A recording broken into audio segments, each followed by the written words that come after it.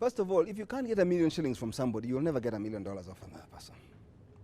So I think let's start small.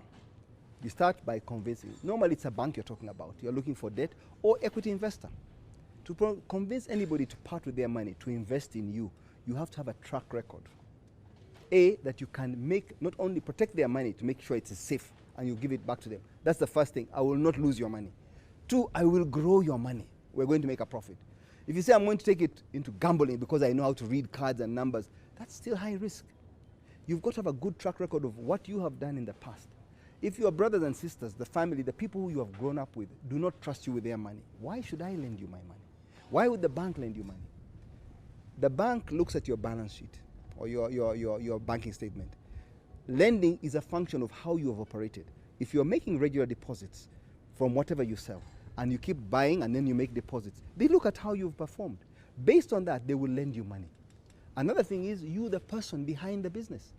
What kind of person are you? Are you a person of integrity? Are you a person who sticks to their word? You deliver on what you say. Are you a person full of hot air? You overpromise and underdeliver. Those are things they look at. So the personality behind the business is very important. The proposal you have is very important. To prove that you've thought it through is very important.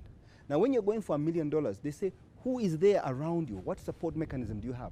Who are your managers? Do you have an auditor? Do you have a financial person? Do you have a legal person? Who is going to do the sales? Who's going to do the tracking to monitor? Who's doing the administration? Are you in touch with the revenue authorities? Are you in touch with the government? Any other stakeholders? To manage all these things. So you have to grow slowly, but in measured steps so that you can deliver. The first time I went to borrow $1 million, I was scared. In fact, the bank was keen to give it to me because I had a good track record. But I was scared. And my wife was even more scared and says, don't take it. And we're investing in property, tangible assets. And we thought we had got them at a very good price. We knew we could rent them out and pay back the money. And so that's how I began. So I urge you, don't be scared to take a loan, but don't take a loan without financial literacy. You need to know what you're doing. And you need to have the discipline, the character, the strength to know that this is working capital. Never touch working capital. Never mix it up with money for spending. That's important.